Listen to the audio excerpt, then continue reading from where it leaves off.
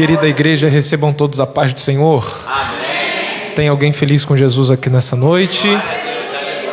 Glória a Deus. Os que trouxeram a Bíblia, tomem ela em suas mãos, por favor. E vamos abrir em Atos dos Apóstolos. Deus de glória. Capítulo de número 3, por favor. Atos dos Apóstolos, capítulo de número 3.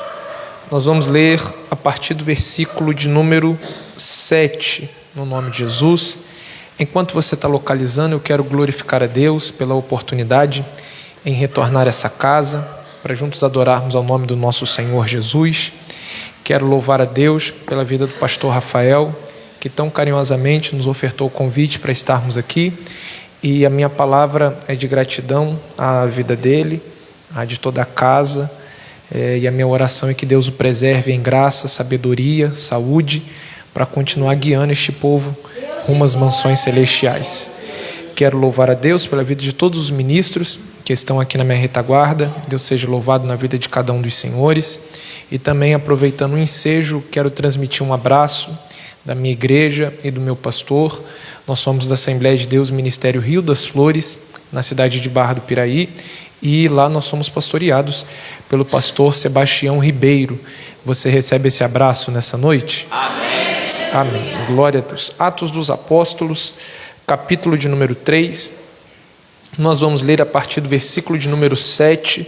Quantos encontraram, digam amém. Amém. Queridos, acompanhem de acordo a sua tradução bíblica. A minha diz assim: E ele, tomando-o pela mão direita, o levantou, e imediatamente os seus pés e ossos do tornozelo receberam força. E saltando ele, pôs-se em pé e andou. E entrou com eles no templo, andando, exaltando e louvando a Deus. E todo o povo o viu andando e louvando a Deus. E reconheceram ser ele o que assentava a pedir esmola à porta formosa do templo. Eles ficaram cheios de admiração e assombro pelo que lhe acontecera, e você que pode, diz amém. Pode tomar o seu assento, irmão, por favor.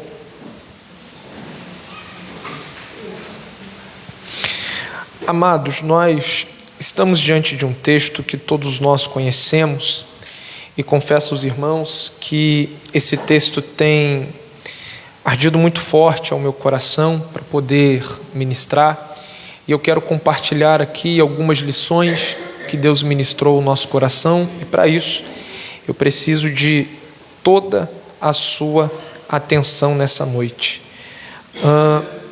O livro de Atos dos Apóstolos é o segundo livro escrito pelo doutor Lucas. E Lucas, quando ele escreve o livro de Atos dos Apóstolos, ele vai falar para nós do surgimento da igreja. E não só do surgimento da igreja, mas dos Atos dos Apóstolos. O nome do livro ele é muito propício, porque vai falar acerca dos Atos dos Apóstolos, os atos destes homens a qual nós conhecemos como apóstolos. Lucas escreve 2 livros. O primeiro é a escrita evangelística que carrega o seu nome, e ele endereça como o Evangelho segundo escreveu Lucas, e vai endereçar não só a um povo que está na Grécia, mas também a um homem por nome de Teófilo. Dentro dessa escrita, Lucas vai tratar de milagres do nosso Jesus, e ele mesmo fala que ele escreve a Teófilo não só daquilo que ele ouviu, mas daquilo que ele investigou. O segundo que ele escreve é Atos dos Apóstolos, que ele também vai endereçar a Teófilo. Só que em Atos dos Apóstolos ele não fala só do nascimento da igreja. Existem as pregações destes homens, existem milagres desses homens, e a própria teologia vai nos ensinar que não existe um outro livro que fale tanto do Espírito Santo quanto Atos dos Apóstolos. E os teólogos corroboram da ideia que este livro poderia ser chamado de Atos do Espírito Santo, mas o escritor prefere colocar Atos dos Apóstolos. Então, dentro deste livro, nós temos aqui alguns pormenores. Primeiro, é o livro que mais fala do Espírito Santo.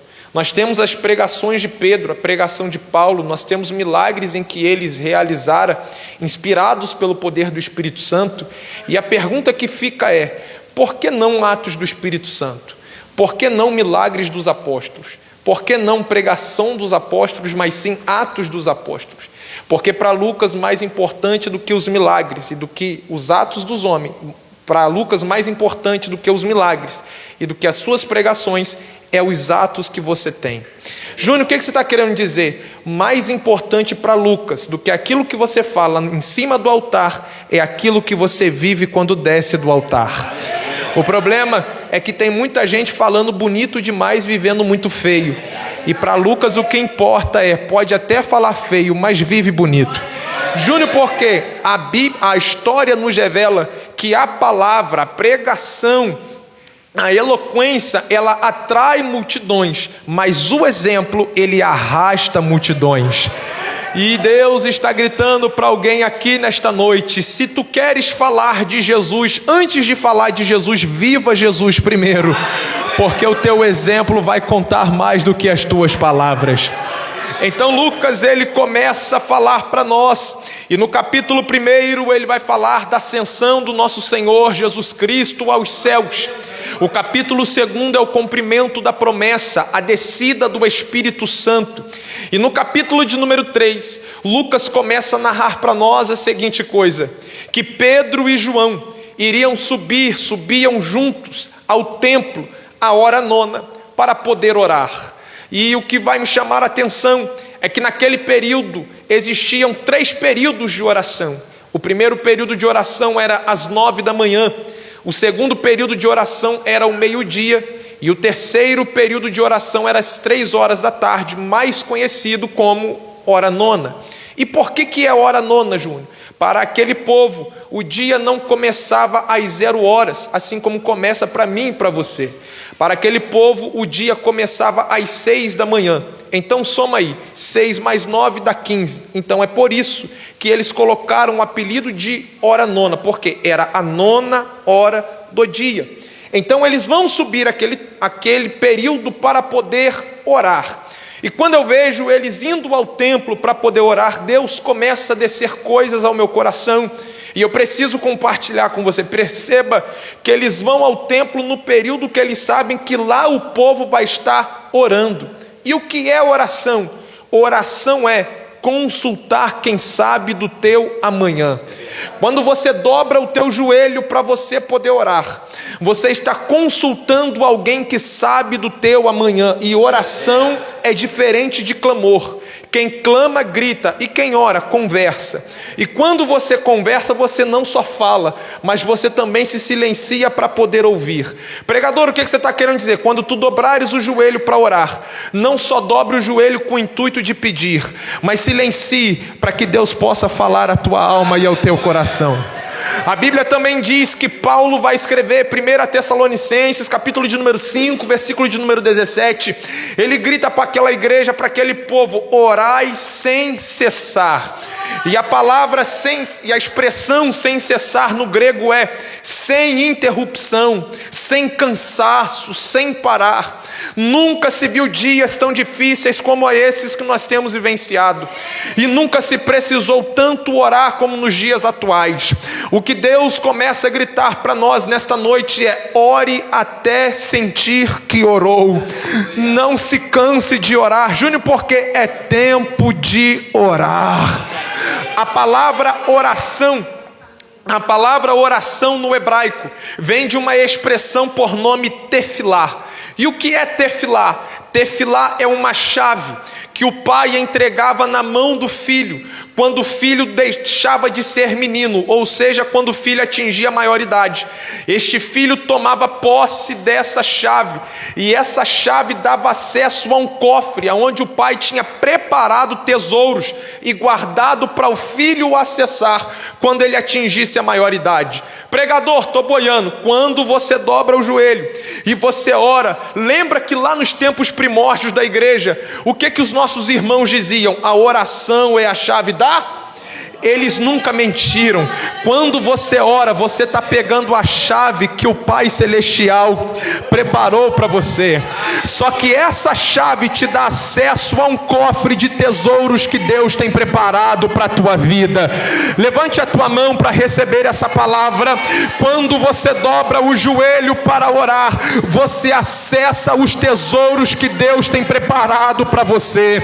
Tem muita gente que está deixando de viver coisas extraordinárias porque não ora, mas Deus está nos alertando nessa noite: se tu orares, tu terás acesso àquilo que eu tenho preparado para a tua vida e para a tua casa. Quem está tomando posse dessa palavra?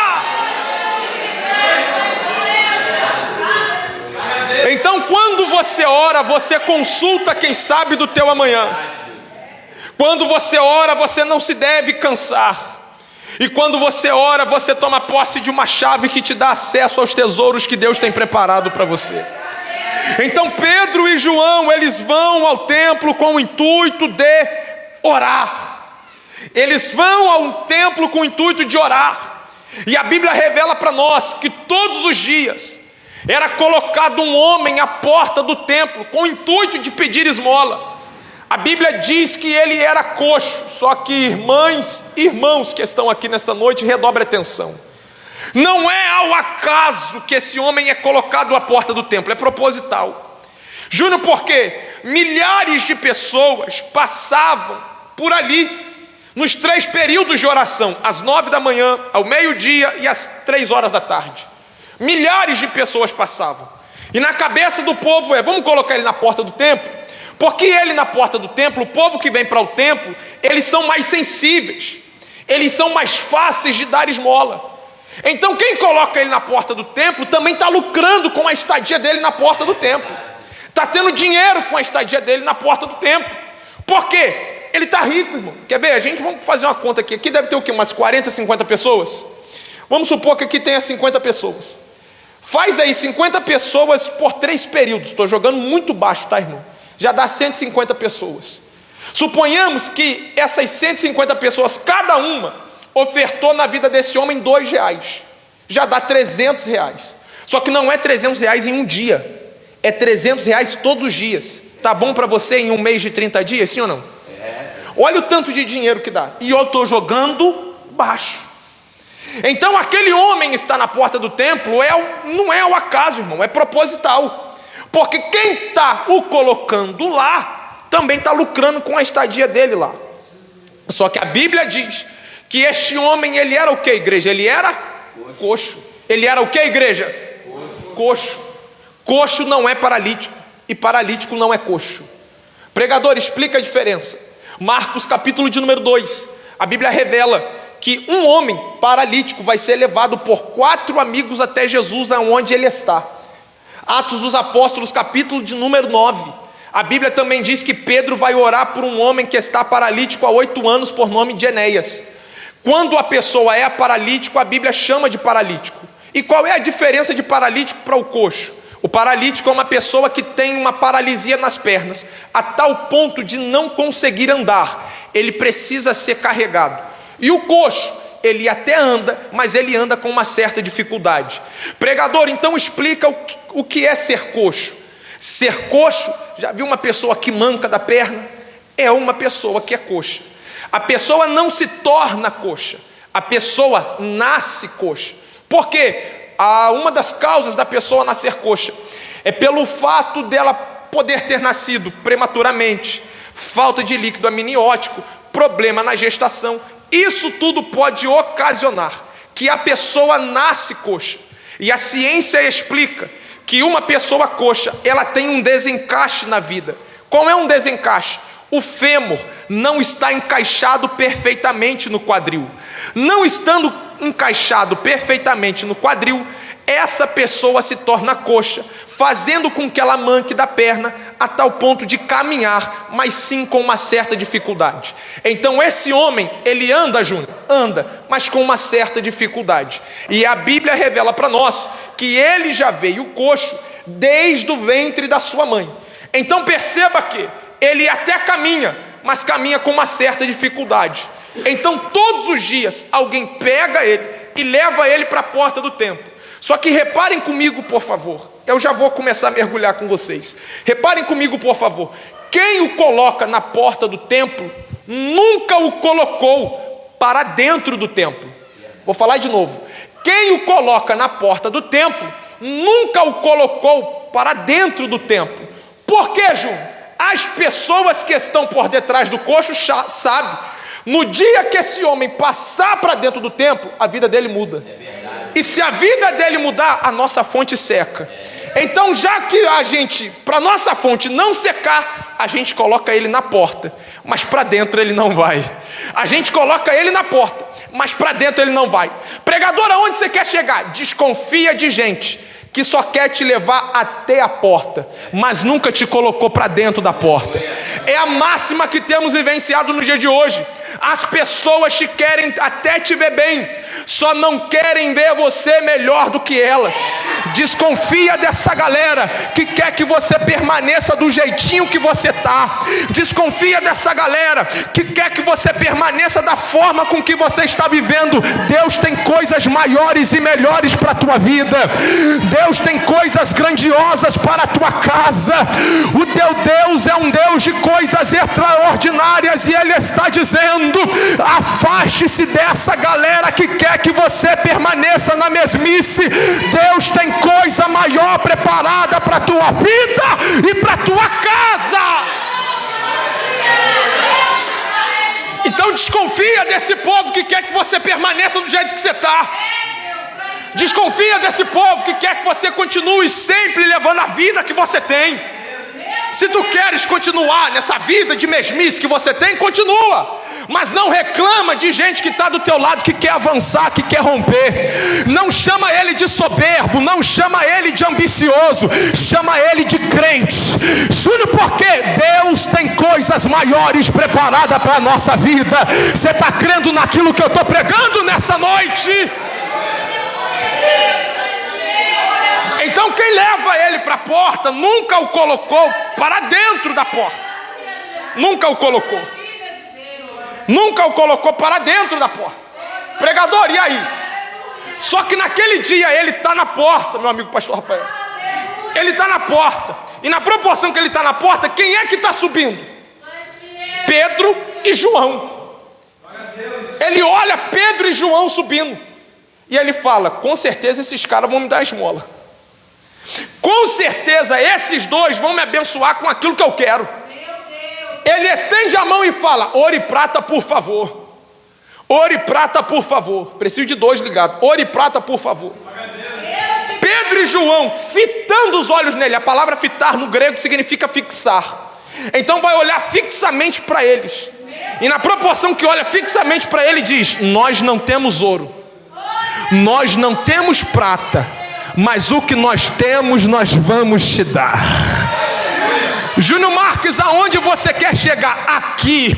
O que nas entrelinhas Pedro e João está dizendo para aquele coxo é: tu ganhou ouro e prata todos os dias e isso não mudou a tua vida, mas aquilo que nós vamos te dar nesta noite, isso vai mudar a tua vida e vai mudar a tua história.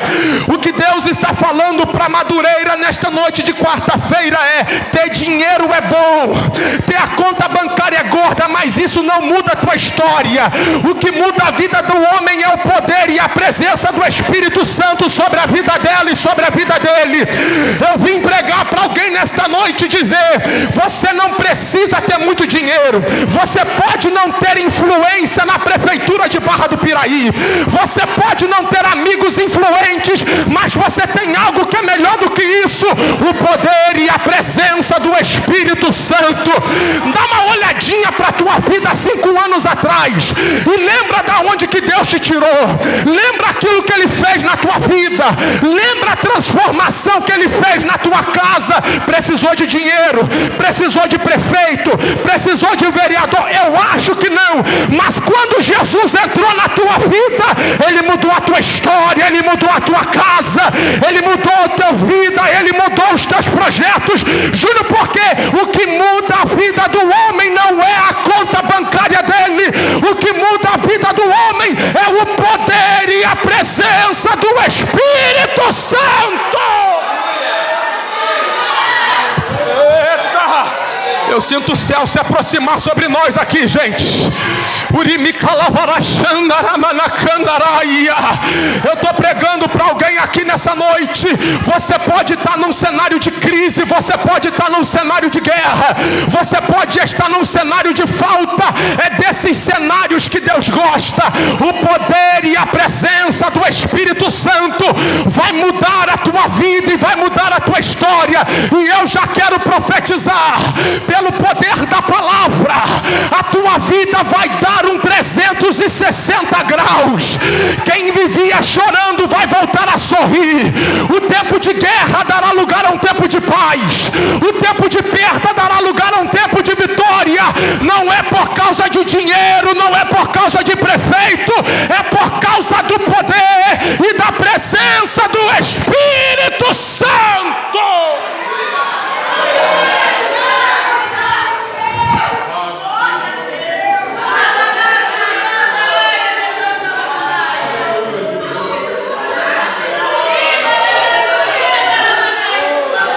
Ele tinha ouro e prata todo dia, e aquilo nunca mudou a vida dele.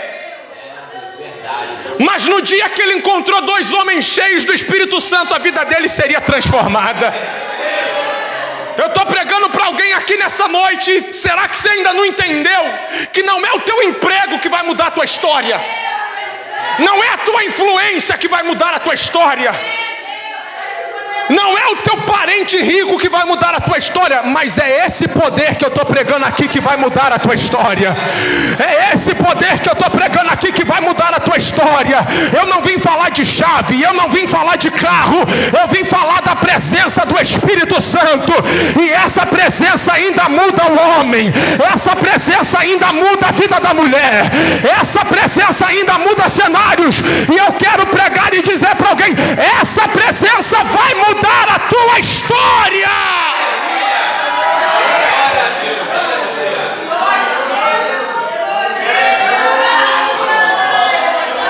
É essa presença que vai mudar a tua história, minha senhora. Pregador, mas eu já estou com 50 anos, e daí? Pregador, eu já estou com 60 anos, e daí? Sabe qual que é o nosso defeito nos dias atuais? A gente olha para o nosso cenário primeiro, para depois crer na promessa. Aí quando a gente olha para o cenário promessa, o resultado é o quê? Olhar para a nossa idade. Mas eu já estou com 30, se não aconteceu até hoje, não vai acontecer. Deixa eu te dar uma resposta bíblica aqui. Todas as vezes que você colocar em dúvida aquilo que Deus falou ao teu respeito, que você olhar para a tua idade e dizer: ah, mas já está muitos anos, já se passaram e nada aconteceu. Lembra de Abraão e Sara. Pregador, boiei. Deus fez um homem de 99 anos de idade e uma mulher de 90 ser pai e mãe. Por que ele não pode fazer a senhora com 50 viver as promessas? Então para de incredulidade e crê no Deus que te fez a promessa. Tua idade não inibe Deus de realizar o que tem que realizar. O teu cenário não impede Deus de fazer o que tem que fazer. Todas as vezes que você pensar em duvidar da promessa, olha para o absurdo que Deus fez na vida de Abraão e Sara. Se ele fez um homem de 99 ser pai e uma mulher de 90 ser mãe, ele pode fazer a senhora com 50 viver milagre. Ele pode fazer o senhor com 50 viver milagre.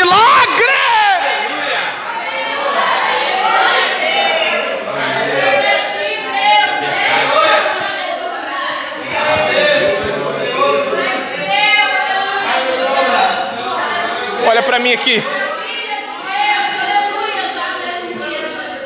Aquele homem agora ouviu a palavra de Pedro e João. Nós não temos ouro, nós não temos prata, mas o que temos vamos te dar. Tá, o que vocês têm? Em nome de Jesus, levanta e anda.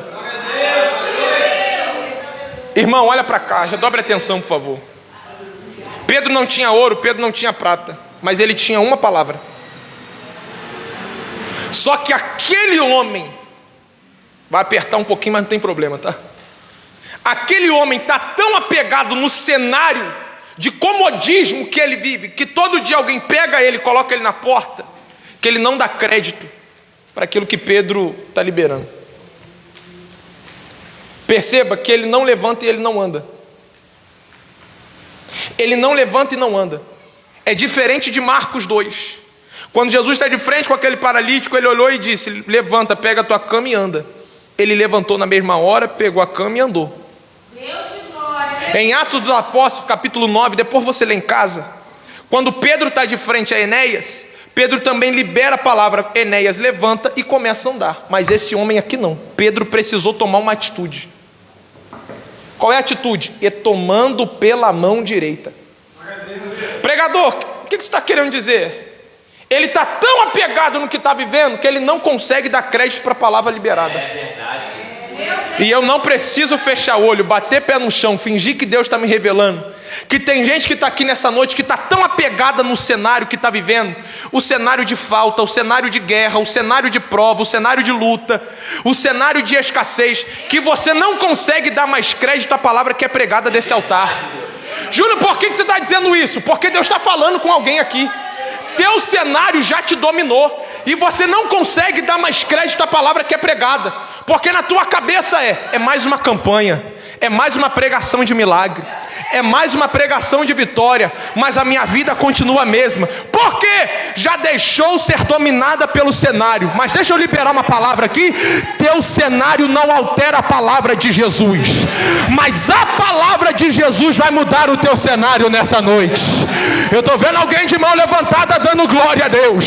Teu cenário não altera a palavra de Jesus, mas a palavra de Jesus, ela muda o teu cenário nessa noite.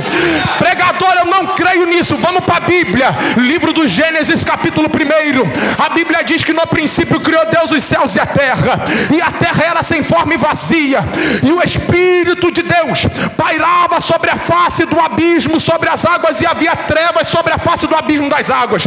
Qual é o cenário? Cenário de trevas. Versículo de número 3, quem entra no cenário? Deus. Fazendo o que? Liberando a palavra. Qual é a palavra? E disse Deus: haja luz. O que é que houve? Houve luz. Ou seja, a palavra do Deus Todo-Poderoso, ela ainda muda cenários. Eu quero pregar para alguém nesta noite e dizer: não me importa qual é o teu cenário, me importa o que eu estou pregando nessa noite, e pelo poder desta palavra, teu cenário será mudado. Aleluia! Eleva a chama.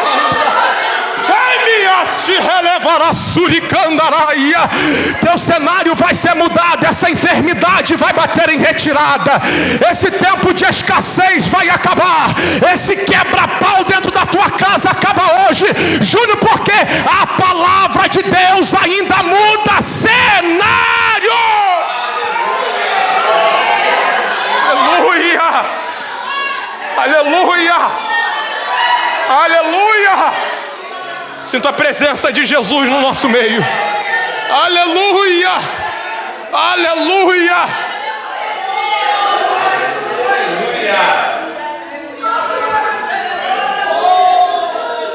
A Bíblia diz, pastores, que Pedro vai estender a mão e vai tomar aquele homem pela mão direita, e aquele homem vai levantar. Como que eu quero alguém ligado e muito de Bíblia para pegar isso daqui? Por que Pedro vai estender a mão para ele? Porque um dia Pedro teve uma mão estendida.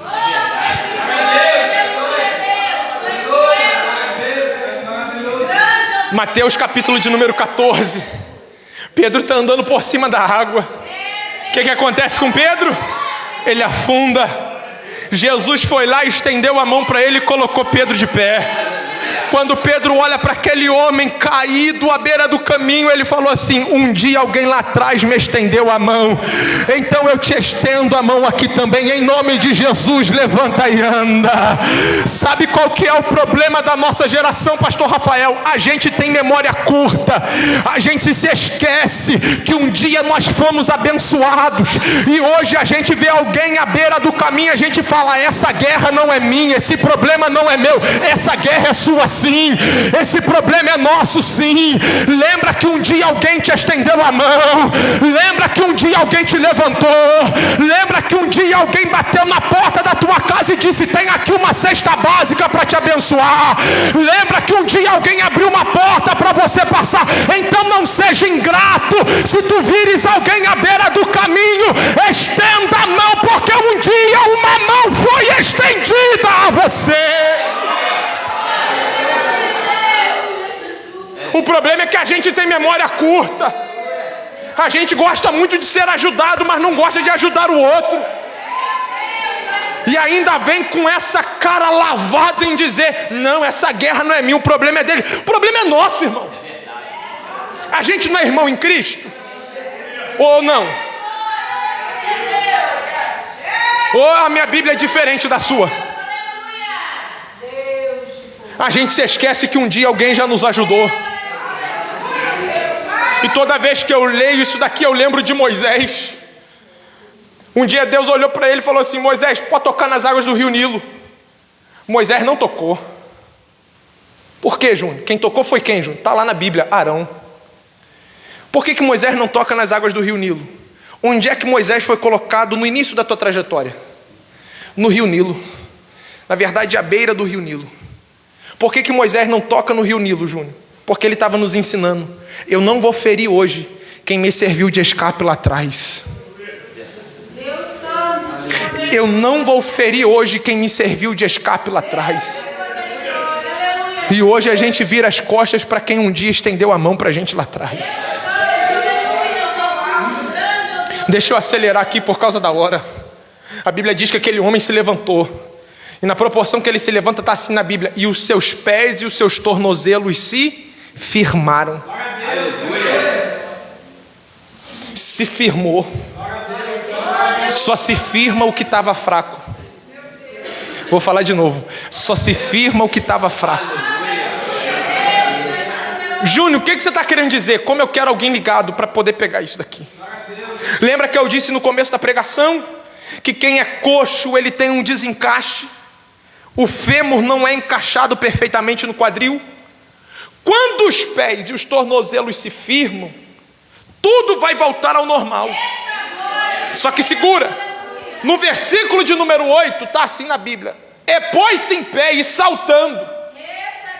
Primeiro firmou, para depois se pôr em pé. Primeiro firmou, para depois saltar. Júnior, o que você está querendo dizer? Tem muita gente saltando sem antes ter firmeza. E Deus não quer que você salte aqui dentro e caia lá fora. Porque a nossa realidade não é aqui dentro, a nossa realidade é do lado de fora. Então Deus está dizendo: antes de você saltar, primeiro eu te dou firmeza, para depois eu te colocar de pé. Aleluia! O tema central da campanha é avivados pela palavra. Avivamento não é pular aqui dentro. Avivamento é pular aqui dentro, mas permanecer de pé do lado de fora. Então Deus está gritando para alguém aqui: aonde havia uma fraqueza na tua vida, eu estou fortalecendo hoje. Eu estou fortalecendo hoje. E Deus está usando a minha boca para dizer para alguém: eu estou firmando os teus passos e as tuas pernas nesta noite. Júnior, por que Deus está me firmando? Eu não sou um pregador da hipergraça.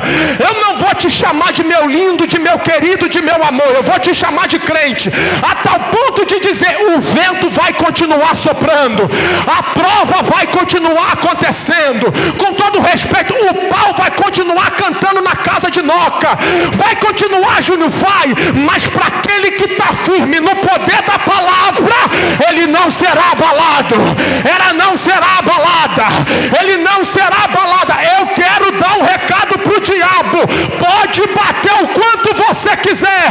Deus marcou essa quarta-feira para nos firmar na palavra dele e dizer: quem já enfrentou dilúvio não se abala com tempestade. Quem já passou por dilúvio não se abala com tempestade. Recebe firmeza hoje. Recebe firmeza hoje. Recebe firmeza hoje. O vento vai soprar, mas a tua casa e nem você será abalado, porque você estará firme na rocha eterna. Jesus de Nazaré.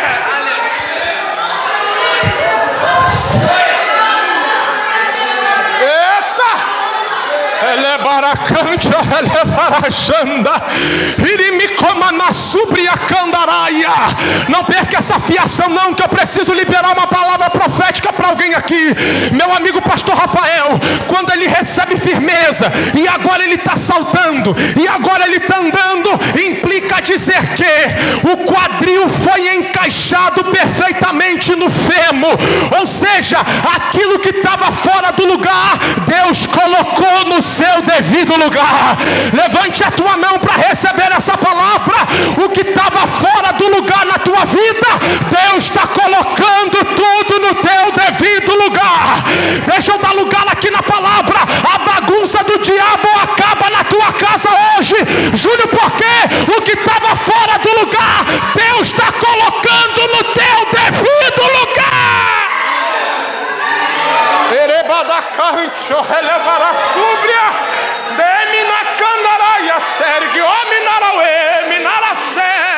O que estava fora do lugar, Deus está colocando no lugar hoje. Tua casa no lugar, tua família no lugar, tuas emoções no lugar, teus sentimentos no lugar, tua vida financeira no lugar. O que estava fora do lugar, Deus está colocando no teu devido lugar. Eu vou liberar, e quem quiser pegar que pegue. Nada quebrado, nada faltando e nada fora do lugar. Nada quebrado, nada faltando e nada fora do lugar. Deus está colocando as coisas no teu devido lugar.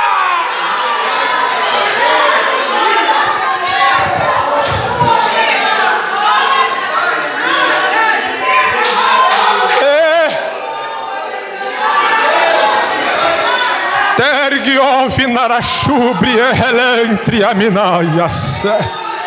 Urei minoracano relevaraia cancho reliminícia. Eu sinto o peso dessa palavra para dizer para alguém: nada quebrado, nada faltando, nada fora do teu devido lugar. A bagunça do diabo acaba hoje. Essa bagunça na tua casa acaba hoje, Júnior, porque o grandão da Galileia está entrando lá.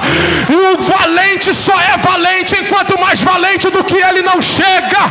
E ele usa a minha boca para dizer para alguém: nada quebrado, nada faltando, nada fora do seu devido lugar. Aleluia!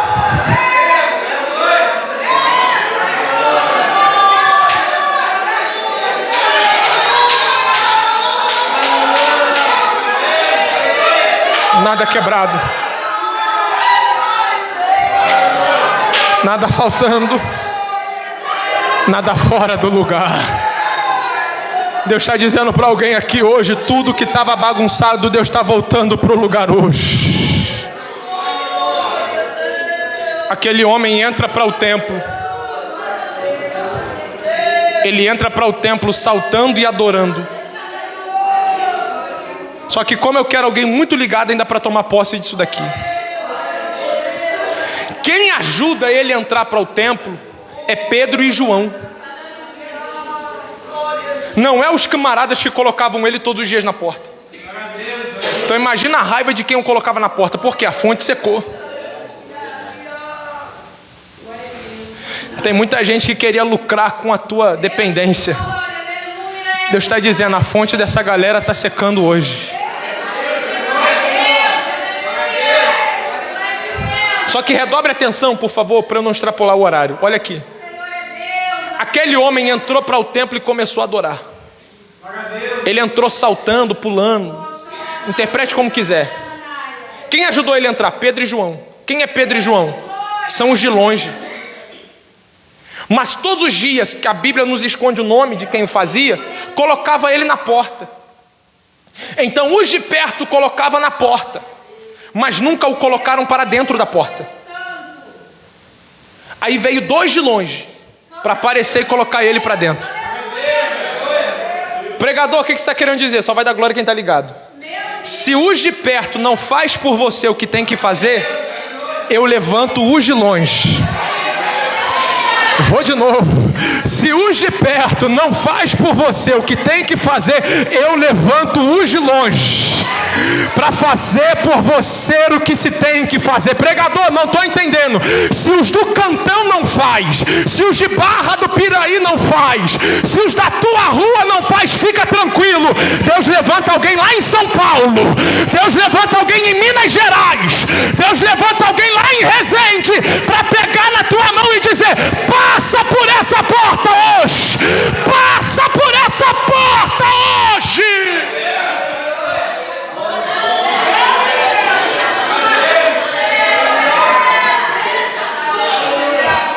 A Bíblia diz que ele entrou para o templo. E quando ele entra para o templo, quem está no templo, duas coisas acontecem. Eles ficam admirados e assombrados. Admirados por quê? Só vou soltar, tá? Por que eles estão admirados? Que está dizendo, se Deus fez na vida dele, pode fazer na minha também. O que Deus vai fazer na tua vida vai servir de exemplos para outras pessoas. E eles vão olhar e vai dizer, se Deus fez na vida dela, pode fazer na minha vida também. Por que eles estão assombrados? Vou trazer para o dia de hoje, para você pegar melhor. Vou trazer para o dia de hoje. Por que eles estão assombrados? Eles estão assombrados porque o culto aqui iniciou às 19 horas. Então eu vou trazer para hoje, tá? Você entrou no culto 19 horas. E quando você passou por aquele portão, você viu o coxo na porta, pedindo esmola, dizendo, ouro e prata, por favor. Ouro e prata, por favor. Só que o culto termina 9 horas, 9h05. Antes do culto acabar, quem você viu na porta pedindo esmola, estava no mesmo culto que você. Dando glória a Deus e aleluia. Júnior Marques, boiei, eles estão assombrados porque na cabeça deles é para ser demorado um coxo andar normalmente. Mas como Jesus entrou em cena, ele está dizendo, o que é demorado para o homem, Jesus entra para fazer rápido. O que o homem demora para fazer, Jesus entra para fazer rápido. Eu quero profetizar sobre a vida de alguém. Jesus está pegando a tua guerra hoje. Ele está pegando aquela causa na justiça hoje. Ele está pegando aquela obra da tua casa que está travada hoje, aquele papel que está amarrado hoje. Ele está dizendo, o que era para ser demorado para o homem, eu entro nessa quarta-feira para acelerar.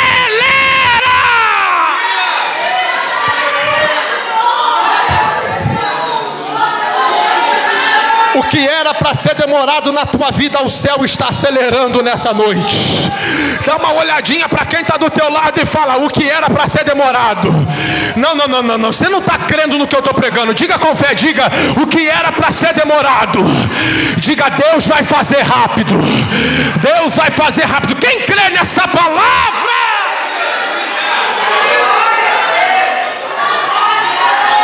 Ele é baraxandaraia.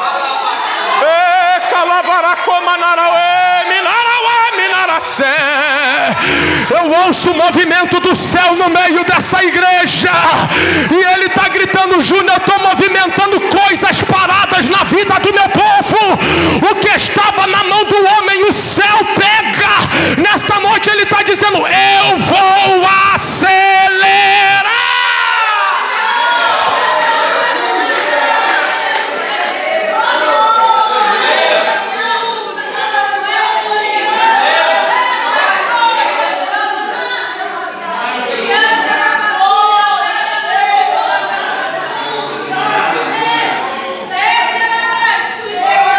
Olhe para mim aqui e eu te entrego umas duas coisas rapidinho e devolvo o microfone aqui de direito.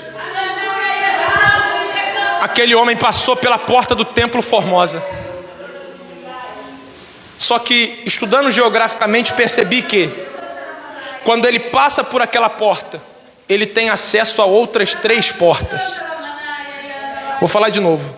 Quando ele passa por aquela porta, que era a porta principal, ele tinha acesso a outras 3 portas. Pregador, explica. É como se você passasse por aquela porta central ali. Você entrou, mas por você estar aqui dentro, você tem acesso a outras portas. Essa aqui e aquela dali. Pregador, o que você está querendo dizer? A porta que Deus está abrindo para você hoje não será só uma porta. Ele te dará acesso a outras portas.